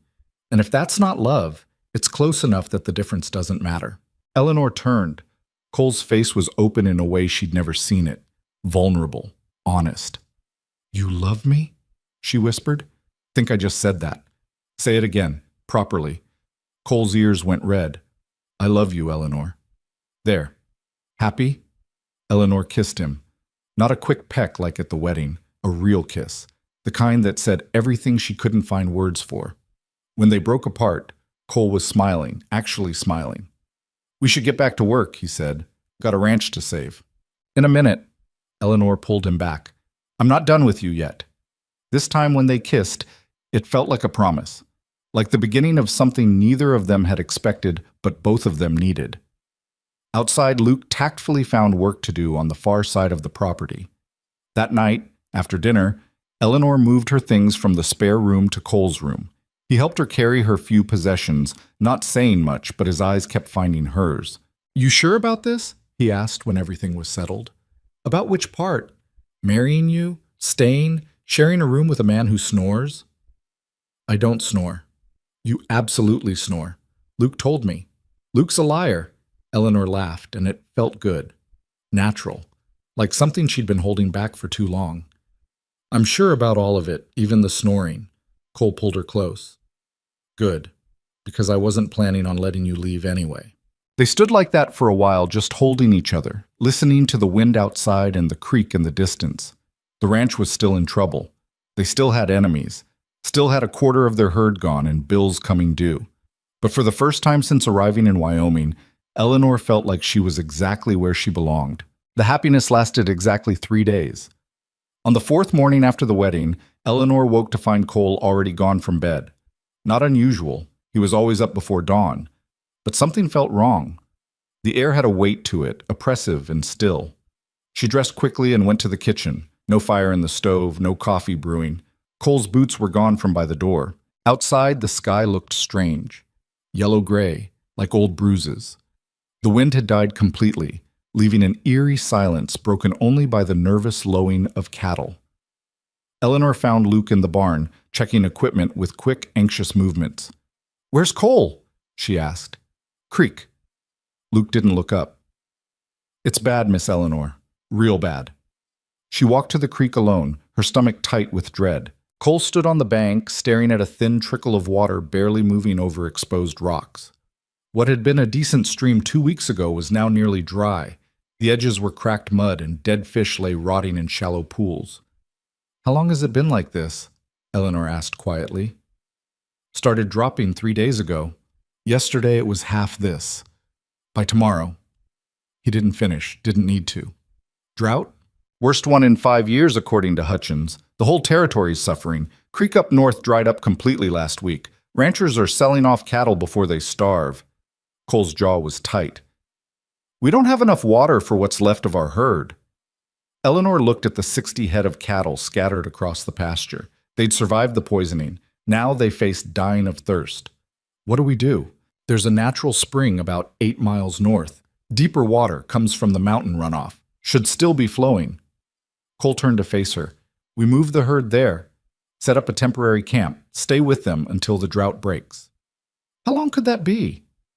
"Weeks, maybe months. Last drought went 4 months before we got rain." "And if the spring dries up too?" Cole's expression went hard. "Then we sell what we can while they're still alive and hope we get enough to survive winter." The next 2 days were chaos. They packed supplies, moved equipment, prepared for an extended stay away from the ranch house. Eleanor filled every container they owned with the last of the creek water. Luke reinforced the temporary corral they'd need at the spring. Cole rode out twice to scout the route, making sure they could actually move 60 head of cattle that distance without losing half of them. On the morning they left, Eleanor stood in the kitchen she'd worked so hard to clean and improve, wondering if she'd ever see it again. If the ranch failed, if they had to sell, this would all be gone. Someone else's home. Someone else's future. "You ready?" Cole asked from the doorway. Eleanor nodded, not trusting her voice. The move took all day. Cattle don't hurry, especially when they're stressed and thirsty. Eleanor rode Bess, helping keep the herd together, while Cole and Luke worked the edges. The sun beat down merciless. Dust hung in the air so thick she could taste it. By the time they reached the spring, Eleanor's entire body ached. Her throat was raw from breathing dust. Her legs felt like they might give out when she dismounted. But the spring was still flowing, clear water bubbling up from underground, forming a small pool before trickling away into the thirsty ground. The cattle smelled it and surged forward, desperate. "Easy!" Cole shouted, trying to keep them from trampling each other in their rush to drink. "Luke, get on the left side. Eleanor, stay back." It took an hour to get the herd under control, to let them drink in shifts without destroying the spring or hurting each other. By the time they finished, full dark had fallen. They made camp 50 yards from the spring. Luke set up a tent for Eleanor and Cole, while Eleanor started a fire and tried to make something resembling dinner from their limited supplies. Beans and hardtack and coffee so strong it could strip rust. "This is awful," Luke said, forcing down a mouthful of beans. "I'm aware," Eleanor said. "I'm doing my best with what we've got." "Wasn't criticizing, just stating facts." Cole ate in silence, staring at the fire. His face was drawn, exhausted. Eleanor could see the weight pressing down on him, the responsibility, the fear, the constant calculation of how much longer they could hold out. That night, lying in the tent with Cole beside her, Eleanor whispered into the darkness, "We're going to be okay. We'll get through this." Cole's hand found hers. "You don't know that." "No, but I believe it anyway." He was quiet for a long time, then, "I'm glad you're here, even with all this. I'm glad you stayed." Eleanor squeezed his hand. Outside, the cattle moved restlessly, and the wind picked up, carrying no promise of rain. The days blurred together after that. They took turns watching the herd, making sure none wandered off or got taken by predators. Mountain lions prowled at night, drawn by the smell of vulnerable animals. Twice Cole had to fire warning shots to scare them off. The heat was relentless. Eleanor had never experienced anything like it. The sun seemed to press down from above, reflecting off the dry ground, creating waves of heat that made the air shimmer. She wore her bonnet constantly, but her face still burned. Her lips cracked. Her skin felt like paper. Water became everything. They rationed it carefully. Enough for the cattle first, then themselves, then cooking and washing dead last. Eleanor stopped bathing entirely. They all did. Within a week, they were filthy, smelling of sweat and smoke and animals. Luke handled it worst. He was young, unused to real hardship. Eleanor caught him crying once behind the supply wagon, overwhelmed by the heat and the work and the fear that this might never end. "Hey," she said quietly, sitting beside him. "You're doing fine." "I'm not. I'm useless out here." "You're keeping the cattle alive. That's not useless." Luke wiped his face roughly. "What if the spring dries up? What if we came all this way for nothing? Then we'll figure out the next step. That's all we can do." "How are you not scared?" Eleanor laughed, surprising herself. "Who says I'm not scared? I'm terrified. But being scared doesn't change anything. The work still has to get done." Luke looked at her with something like admiration. "Cole's lucky he got you instead of your sister. She wouldn't have lasted a day out here." "Probably not," Eleanor agreed. "But that doesn't make me better than her, just different." 2 weeks into their stay at the spring, a group of riders appeared on the horizon. Cole saw them first. His hand went to his rifle immediately. "Luke, get over here." Eleanor counted 5 riders. They approached slowly, deliberately, in a way that made her nervous. The leader was a big man, late 40s, with a face weathered by sun and cruelty. He rode like he owned everything he looked at. "Cole Mercer," the man said, stopping his horse 20 feet away. "Heard you were camped out here." "Patterson." Cole's voice was flat. "You're a long way from town." So this was Mr. Patterson, the husband of the woman who'd insulted Eleanor in Clearwater. "Looking at the situation," Patterson said, his eyes sweeping over their camp, the cattle, the spring. "Seems you're barely hanging on. That's a shame." "We're managing fine. Are you? Because from where I'm sitting, you've got 60 head of cattle fighting over one water source. You're living in a tent, and every day this drought continues costs you money you don't have." Patterson smiled. It wasn't friendly. "My offer still stands, $15,000 for the whole property. That's more than generous considering you're about to lose everything anyway." "I already told your wife, I'm not selling. That was before you lost a quarter of your herd, before the drought hit. Times change, Mercer. Smart men adapt." Cole's knuckles went white on the rifle. "Get off my land." "This isn't your land. This is open range. The spring belongs to whoever gets here first." Patterson's eyes went to Eleanor. "Though I have to say, I'm impressed. Your wife's tougher than she looks. Most women would have run back to civilization by now." "Leave her out of this. Just making an observation. You married yourself a survivor. Question is whether she can survive what's coming." "Is that a threat?" Patterson's smile widened. "Just a warning. Friendly like, things happen out here. Accidents, animals die, people get hurt. A smart man would take the money and start over somewhere safer." One of Patterson's men, younger, meaner looking, laughed. "Yeah. Real shame about those cattle you lost a few weeks back. Terrible accident." Cole raised his rifle in one smooth motion, pointing it directly at Patterson's chest. "Say that again." The camp went dead silent. Patterson held up his hand, still smiling. "Easy now. No need for violence. We're all civilized here." "You poisoned my herd." "That's a serious accusation. You got proof?" "I don't need proof. I know it was you." "Knowing and proving are different things, and without proof," Patterson shrugged, "you're just a failing rancher looking for someone to blame." Eleanor stepped forward before she could think better of it. "Why? Why are you doing this? You've already got land." "Money." "What do you need ours for?" Patterson looked at her like she was a child asking why the sky was blue. "Because it's there. Because I can. Because men like your husband are weak, and weakness deserves to be punished." He tipped his hat mockingly. "Think about my offer, Mercer, before something else unfortunate happens." They rode off, leaving dust and implied threats hanging in the air. Cole lowered the rifle slowly. His hands were shaking with rage. "I should have shot him." "And then what?" Luke asked quietly. "You'd hang. He's too well connected. The law would take his side." "I don't care." "Yes, you do." Eleanor touched Cole's arm. "Because shooting him would mean leaving me alone, and you're not going to do that." Cole looked at her. Some of the rage bled out of his eyes, replaced by fear. "He's not going to stop. You understand that? He'll keep pushing until we break or he takes what he wants. Then we don't break." Eleanor, we don't break, she repeated firmly. We keep the cattle alive. We wait out the drought. We survive this. But surviving got harder. The spring's flow decreased daily. What had been a steady stream became a trickle. The cattle were losing weight, ribs showing through their hides. Eleanor could count each bone. Luke got sick first. Fever, chills, vomiting, probably from bad water or spoiled food. Eleanor tried to care for him, but they had no medicine, no doctor, nothing but cold compresses and hope. Cole worked double shifts to make up for Luke being down.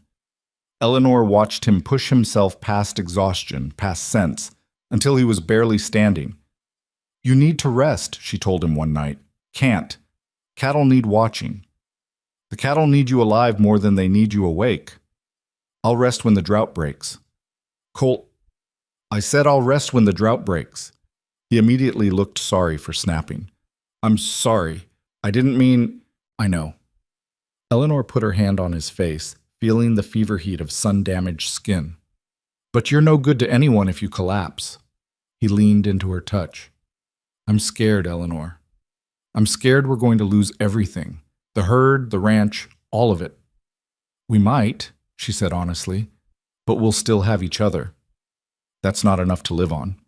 It's enough to start over with. Cole pulled her close, and they stood like that in the dark, holding on to each other while the world tried to tear them apart. Luke recovered after 3 days of fever, weak and shaky, but alive. Eleanor made him rest another 2 days before letting him help with the cattle again. And then, on a morning that started like all the others, everything changed. Eleanor woke to the sound of Cole moving around outside the tent. Nothing unusual. But when she emerged, he was staring at the sky with an expression she couldn't read. What is it? He pointed west. Eleanor looked and saw clouds, real clouds, dark ones, heavy with the promise of rain. Don't get excited, Cole said. Clouds don't always mean rain. I've seen them build up and blow away 100 times. But these clouds didn't blow away. They built through the morning, piling higher, turning darker. The air changed, became thick, electric. The cattle smelled it and grew restless, moving in tight circles. Around noon, Eleanor felt the first drop. She held out her hand, and another drop hit her palm. Then another. Cole, she whispered. He was already there beside her, his face turned up to the sky. The rain started slowly. Individual drops, tentative, like it wasn't sure it was allowed. Then faster, harder. Within minutes it was pouring, a real rain, the kind that soaked through clothes in seconds. Luke came running out of the tent, whooping like a madman. He spun in circles, arms spread wide, laughing as water streamed down his face. Eleanor started crying. She couldn't help it.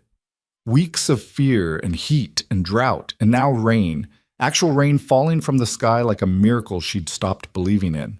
Cole grabbed her and kissed her hard, rain running between their faces, turning the dust to mud under their feet. We made it, he said against her mouth. We actually made it. The rain lasted 3 days. It filled the spring, revived the creek back at the ranch, soaked into the dry ground until it couldn't hold anymore. The cattle drank and ate fresh grass that sprang up almost overnight, and slowly started putting weight back on. When the rain finally stopped, the world looked different. Green where it had been brown. Alive where it had been dying. They packed up camp and moved the herd back to the ranch. The journey took 2 days, but this time the cattle were stronger, the air was cooler, and hope felt possible again. The ranch house looked the same, but different. Eleanor cleaned it top to bottom, while Cole and Luke repaired damage from the storm. New shingles on the roof, fresh repairs to the barn, making everything solid again. That night, their first night back in their own bed, Eleanor felt something strange, a flutter deep in her belly, so faint she almost missed it. She lay still, hand on her stomach, waiting to see if it happened again. It did. Eleanor's breath caught. She'd suspected for a week or so, but hadn't been sure, had been too scared to hope. Between the drought and the stress and everything else, she'd convinced herself she was imagining things. But she wasn't imagining this. Cole, she whispered. He was almost asleep. I need to tell you something. Something in her voice made him wake up fully. He turned to face her in the dark. What's wrong?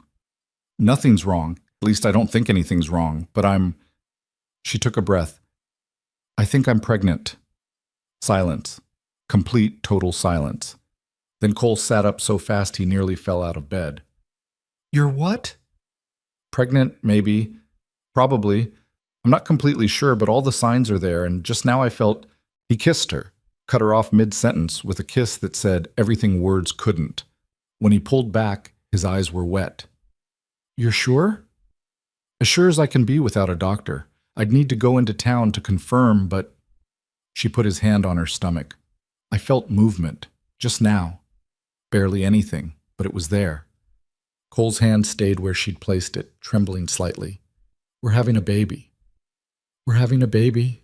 He laughed. Actually laughed. A sound of pure joy that Eleanor had never heard from him before.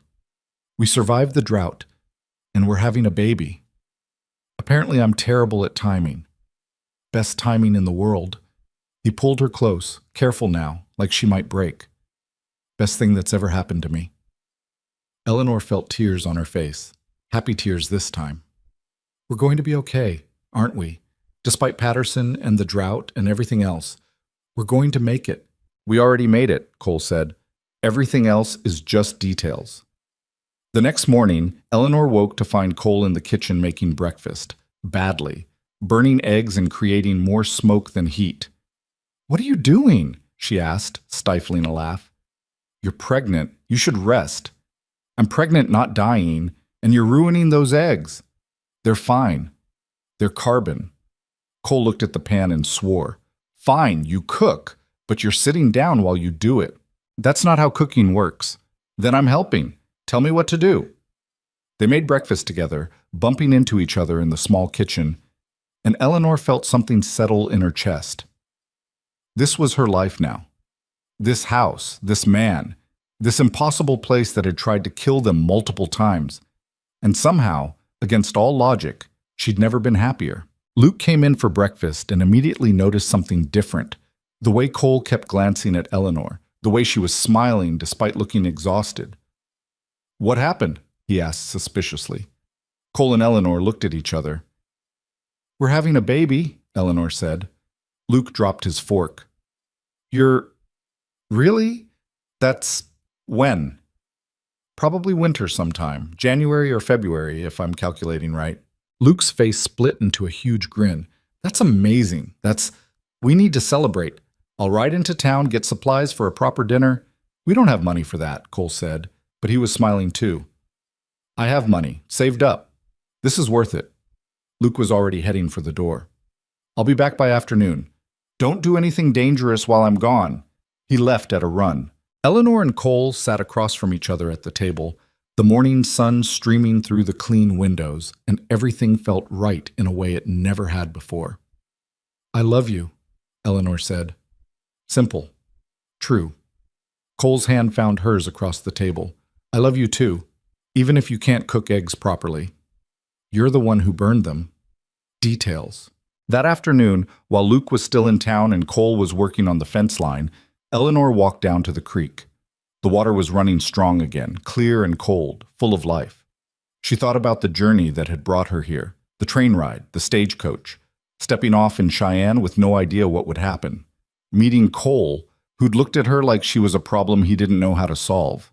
She thought about the month she'd spent proving herself, the cattle she'd helped save, the drought they'd survived, the enemies they'd made, the love she'd found in the most unexpected place.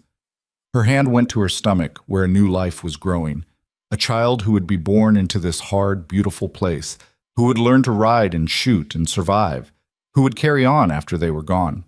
Eleanor had come west expecting rejection, had been prepared for failure. Instead, she'd found exactly where she belonged. The sound of hoofbeats made her turn. Cole was riding toward her, silhouetted against the mountains, and even after everything, her heart still jumped at the sight of him. He dismounted and walked to where she stood by the creek. You okay? He asked. Better than okay. She leaned into him. I was just thinking about how different things could have been. If Rosalie had come like she was supposed to, if you'd sent me away that first day. Don't think about that. That's not what happened. I know, but sometimes I can't help wondering. Cole turned her to face him. You want to know what I think? I think things worked out exactly how they were supposed to. I think you coming here instead of her was the best thing that ever happened to both of us. And I think our kid is going to grow up knowing their mother is the strongest person in Wyoming." Eleanor kissed him, long and slow, with the creek running beside them and the mountains standing guard and the future stretching out ahead full of possibility. Whatever came next, whatever hardships, whatever enemies, whatever storms, they'd face it together. And that was enough. Luke came back from town that afternoon with more than supplies. He came back with news that made Cole's face go dark. "Patterson's been talking," Luke said, unloading flour and coffee from the wagon, "telling everyone in Clearwater that you're finished, that it's only a matter of time before you lose the ranch and he buys it for pennies." "Let him talk," Cole said, but his jaw was tight. "There's more. He's been buying up water rights. Every creek and spring within 20 miles. Says when the next drought hits, you'll have nowhere to go." Eleanor felt cold despite the warm afternoon. "Can he do that?" "Legally, yeah." Cole leaned against the wagon, looking tired. "Water rights are complicated out here. First person to claim and register them usually wins.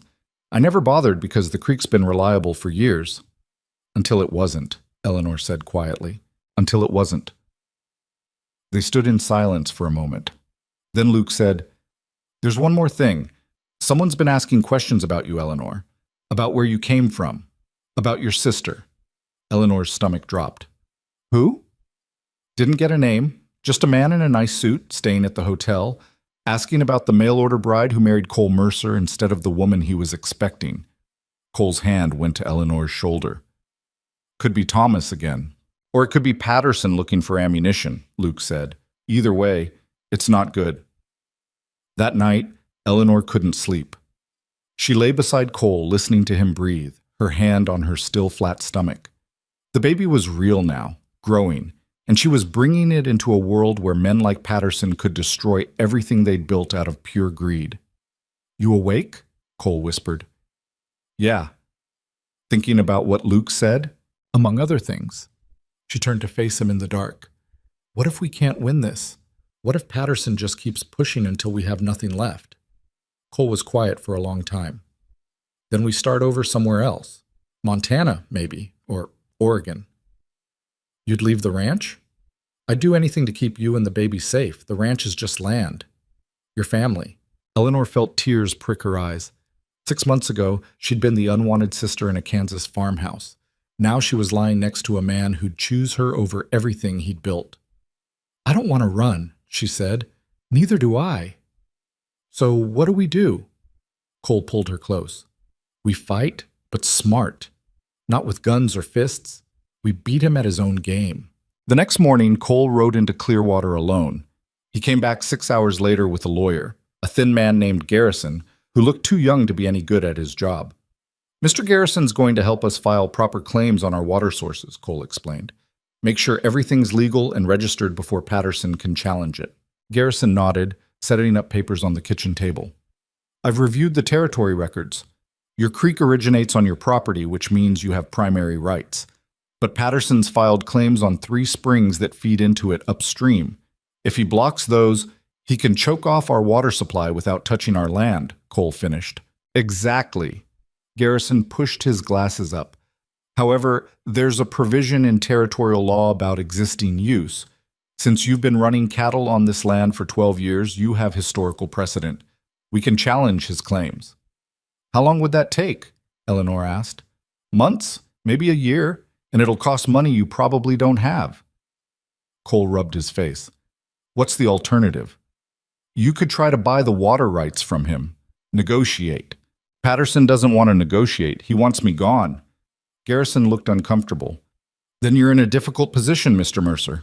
I'm sorry." After the lawyer left, Cole sat at the table with his head in his hands. Eleanor had never seen him look so defeated. "We'll figure something out," she said, sitting beside him. "With what? We barely survived the drought. We don't have money for a legal battle. We don't have—" He stopped, looking at her. "I'm sorry. I shouldn't dump this on you. Not with the baby. The baby is exactly why you should tell me everything. We're in this together, remember?" Cole managed a slight smile. "Yeah, together." The answer came from an unexpected source 2 days later. Eleanor was in the garden, fighting with weeds that seemed to grow faster than vegetables, when she heard a wagon approaching. She stood, shading her eyes against the sun, and saw two women climbing down. Her stomach clenched. She recognized one of them, Mrs. Patterson, the blonde woman who'd insulted her in town. But the other woman was different, older, dressed simply, with kind eyes and work-roughened hands. "Mrs. Mercer," the older woman said, approaching with her hands held out peacefully. "My name is Sarah Chen. I run a small ranch about 15 miles east of here. May I speak with you?"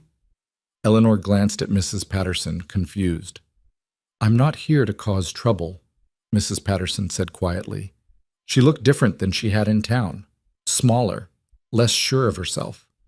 "I came because Sarah asked me to, and because I owe you an apology. This had to be a trick." Eleanor looked toward the barn where Cole was working. "My husband should hear this too." "Please," Sarah said, "just give us a few minutes." They sat on the porch, an awkward arrangement with Eleanor watching them both warily. Mrs. Patterson kept twisting her hands in her lap. "I was cruel to you in town," Mrs. Patterson said finally. "The things I said about you being second choice, about your sister, that was wrong. I knew it was wrong when I said it, and I've regretted it since." "Why?" Eleanor asked bluntly. "Why say it if you knew it was wrong?" "Because my husband told me to, because he wanted you to feel small and unwelcome, because—" She stopped, taking a shaky breath. "Because he uses people, manipulates them, and I was too afraid to stand up to him." Sarah reached over and squeezed Mrs. Patterson's hand. "Tell her the rest." Mrs. Patterson looked at Eleanor with eyes that were frightened and exhausted. "My husband is planning something. I don't know all the details, but I heard him talking to his men. They're going to do something to your ranch, something worse than poisoning cattle, and I couldn't stay quiet anymore." Eleanor's blood ran cold. "What kind of something?" "I don't know exactly, but it involves fire, and it's supposed to happen soon, within the week." Eleanor stood up so fast her chair nearly tipped over. "Cole!" He came running from the barn, rifle in hand, Luke right behind him. He stopped short when he saw the women on the porch. "What's going on?" Eleanor quickly explained. Cole's face went hard as stone as he listened. "Why should I believe you?" he asked Mrs. Patterson. "Why would you betray your husband?" "Because I'm tired of being married to a monster," Mrs. Patterson said, and her voice broke. "Because I've watched him destroy good people for 20 years, and I can't do it anymore. Because if something happens to you or your wife or that baby she's carrying, I'll never forgive myself." Sarah spoke up. "I can vouch for Margaret. She came to me 3 days ago, terrified. She's telling the truth." Cole looked at Eleanor. She could see him thinking, calculating, trying to decide if this was legitimate or an elaborate trap. "What do you want in return?" he asked Mrs. Patterson. "Nothing, just, when this is over, if you could help me leave him. I have nowhere to go. No money of my own. He controls everything." Eleanor saw something shift in Cole's face. Understanding, maybe, or compassion for someone else trapped in an impossible situation. "If you're telling the truth," he said slowly, "then yeah, we'll help you. But if this is a trick, it's not a trick. I swear it's not." Sarah pulled a folded paper from her pocket. "I brought something that might help. A petition. 12 ranchers in the territory have signed it, formally protesting Patterson's water rights claims. We've all been hurt by his tactics. Separately, we're weak. But together," she handed it to Cole, "we want to fight back, and we want you to lead it." Cole stared at the paper like it might bite him. "Why me?" "Because you're the one who hasn't given up yet. Because you've survived everything he's thrown at you. Because people respect someone who fights even when they're losing." Eleanor watched her husband's face as he read the names on the petition. Some she recognized from town. Others were strangers. But they represented something bigger than one failing ranch. They represented everyone who was tired of being pushed around. "What about the fire?" Cole asked. "When's it supposed to happen?" "I'm not sure," Mrs. Patterson said. "But soon. Maybe tonight. Maybe tomorrow." Cole looked at Luke. "Get the rifles, all of them. We're setting up watches." That night, nobody slept. Cole positioned himself in the barn with a clear view of the house. Luke took the north side, watching the pasture. Eleanor stayed inside with a loaded shotgun Cole had taught her to use, watching through the windows. The hours crawled past. Midnight came and went. 1 in the morning, 2. Eleanor's eyes burned from staring into the darkness. Every shadow looked like a person. Every sound made her jump. At 3:15, Luke's whistle cut through the night, their signal. Eleanor's heart hammered as she crept to the window. She could see movement near the barn. Multiple figures. They were carrying something. Torches, she realized with horror. A gunshot cracked the air. Then another, shouting. More shots. Eleanor ran to the door, her hands shaking so badly she could barely work the lock. She got it open in time to see Cole tackling someone to the ground. Luke was fighting with another man near the barn. A third figure was running toward the house with a lit torch. Eleanor raised the shotgun. Her hand steadied. "Stop!" she shouted. The man kept coming. She fired into the ground in front of him. The blast was deafening. The man stumbled, dropped the torch, ran. More gunshots, the smell of smoke. Eleanor couldn't see Cole anymore, couldn't see anything but chaos and fire and movement in the dark. Then it was over. As suddenly as it started, it ended. The attackers fled on horses that had been waiting in the trees. Luke stomped out the dropped torch before it could catch. Cole stood in the yard, breathing hard, blood on his knuckles. "Everyone okay?" he called. "I'm fine," Luke said. "Eleanor?" "I'm here. I'm okay." They stood in the yard as dawn started breaking, looking at the damage. Not much, thankfully. A scorch mark where the torch had fallen. Some trampled garden, but the house and barn were intact. "We got lucky," Luke said. "Luck had nothing to do with it," Cole said. "We were warned. We were ready." He walked to where one of the attackers had dropped something, a piece of cloth with Patterson's ranch brand on it. Evidence. Actual proof of what they'd tried to do. "This ends now," Cole said quietly. "I'm done playing defense." The next morning, Cole rode into Clearwater with the evidence, the petition, and Garrison the lawyer. He took Luke with him but made Eleanor stay home. "You're pregnant," he said when she protested. "And after last night, I'm not taking chances. I can take care of myself." "I know you can, but humor me anyway." Eleanor watched them ride away, her hand on her stomach, and sent every prayer she knew to whatever forces might be listening. They came back 6 hours later with the sheriff. "Patterson's been arrested," Cole said, dismounting. He looked exhausted but triumphant. "Attempted arson, assault, harassment. The sheriff found 2 of the men from last night. They confessed, said Patterson paid them." Eleanor felt her knees go weak with relief. "What happens now?" "Trial. Probably 6 months from now. But in the meantime, he's sitting in jail, and his water rights claims have been suspended pending investigation." Cole pulled her close. "It's not over yet, but we won." That night, they had an actual celebration. Luke made a feast from their limited supplies. Fried chicken that was only slightly burned, biscuits Eleanor had taught him to make, even a pie from canned peaches. Sarah Chen came by with Margaret Patterson, who looked lighter somehow, like a weight had been lifted. "I'm staying with Sarah for now," Margaret said quietly to Eleanor. "Just until the trial. After that," she shrugged, "I'll figure it out." "You're stronger than you think," Eleanor said. "So are you. I misjudged you terribly. I'm sorry for that. We all do things we regret. The important part is changing." They ate and talked and laughed, and for the first time since arriving in Wyoming, Eleanor felt like she had friends, real friends, people who understood the life she'd chosen. The months that followed weren't easy. Patterson's lawyer tried every trick to delay the trial. The ranch still struggled financially. Eleanor's pregnancy got harder as she got bigger. Her back ached constantly, her feet swelled, and she couldn't stop being sick in the mornings. But they managed. The cattle gained weight, the creek stayed strong. Luke became more confident, taking on responsibilities without being asked. Sarah's petition grew to 20 ranchers, then 30, creating a coalition that Patterson's people couldn't ignore. And Cole? Cole transformed.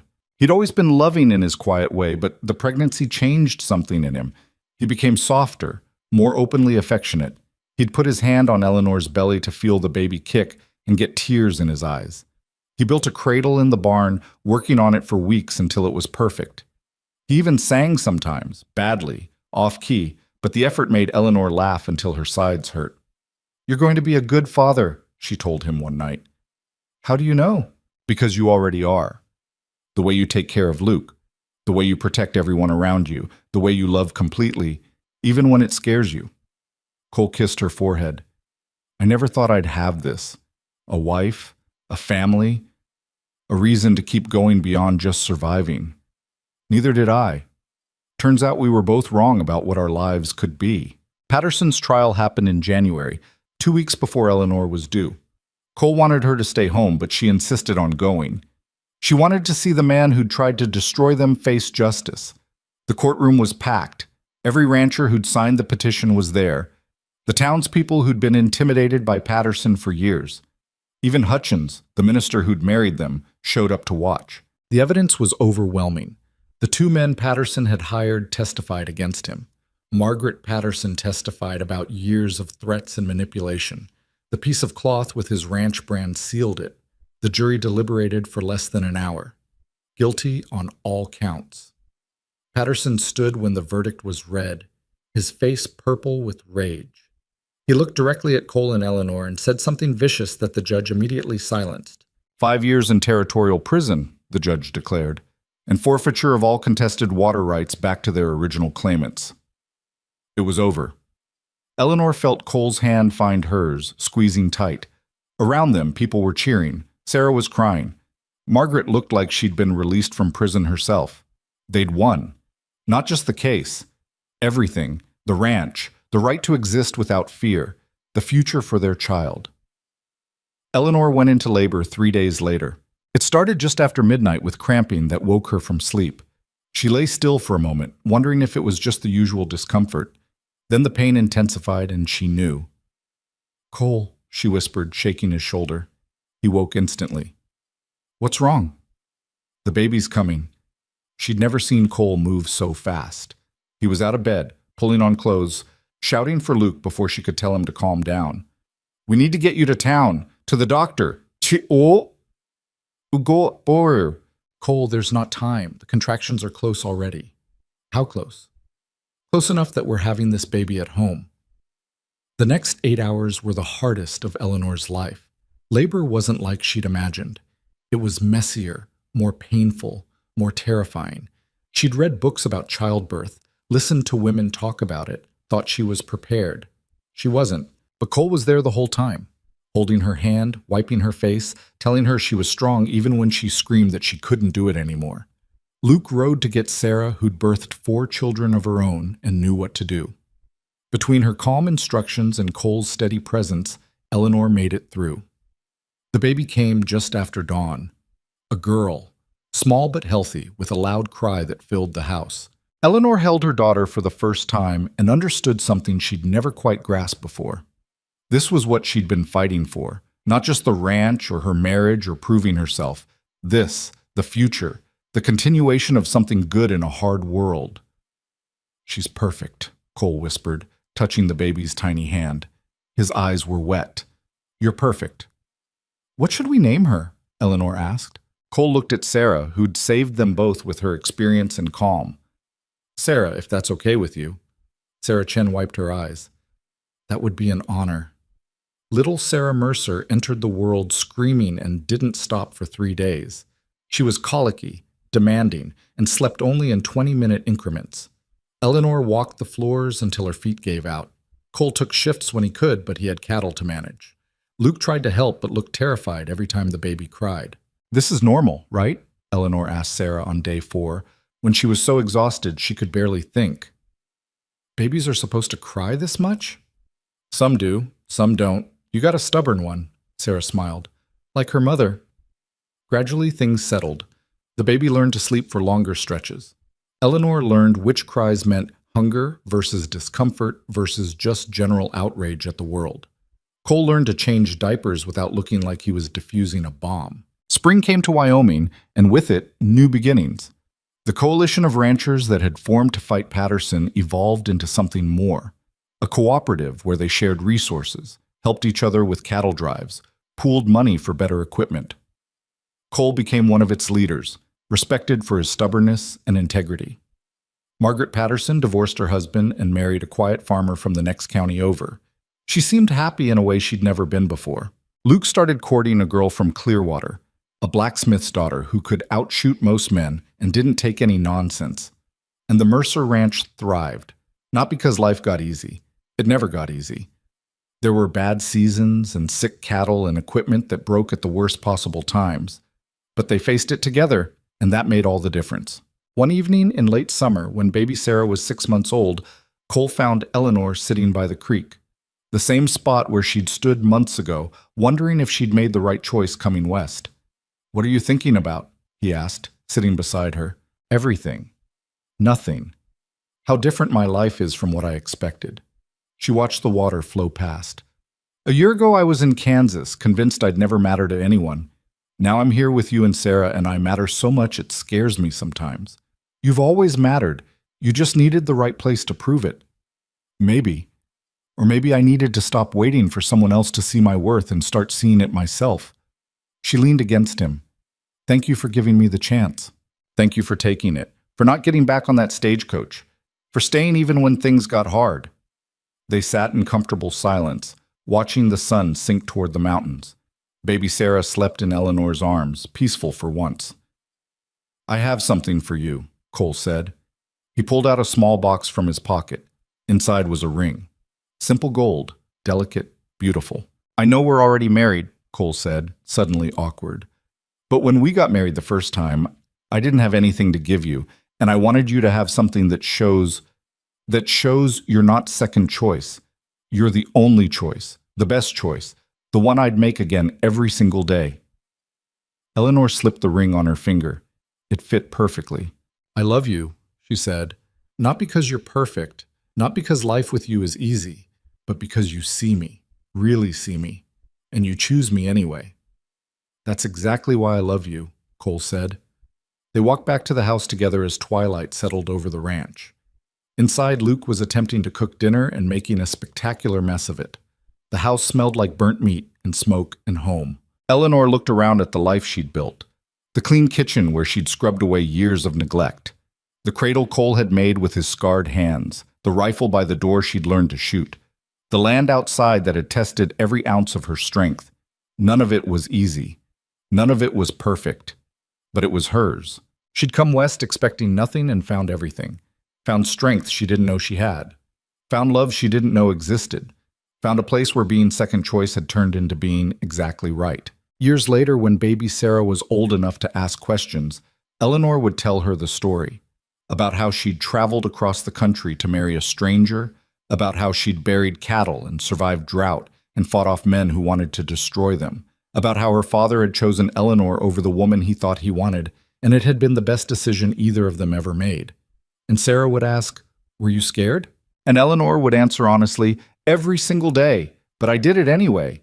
That's what courage is. Not the absence of fear, but the choice to keep going despite it. Because that was the truth of their lives, the truth of the frontier, the truth of love itself. It wasn't the grand gestures or the perfect moments. It was the daily choice to stay, to fight, to build something worth keeping even when the world tried to tear it down. The ranch Eleanor and Cole built together lasted for generations. The cooperative they'd helped create changed how ranchers in the territory operated. Their daughter Sarah grew up strong and capable, married a good man, raised her own children on the land her parents had fought to keep. And sometimes, on quiet evenings, those children would find their grandmother Eleanor sitting by the creek, watching the water flow past, and she'd be smiling like she knew a secret. The secret was simple. She'd bet on herself when no one else would. She'd chosen the hard path over the safe one. She'd become the woman she was always capable of being, and she'd never once regretted it. The Wyoming wind blew through the valley, carrying the scent of pine and water and possibility. The mountains stood eternal watch. The house stood strong against the elements. The creek flowed on, feeding the land, sustaining the life they'd built. Eleanor Mercer, once Eleanor Whitmore, once the unwanted sister, once the second choice, sat in the home she'd made and knew with absolute certainty that she'd found exactly where she belonged. Not because it was easy, but because it was real, because she'd earned every single piece of it with blood and sweat and stubborn refusal to give up. And in the end, that was enough. It was more than enough. It was everything.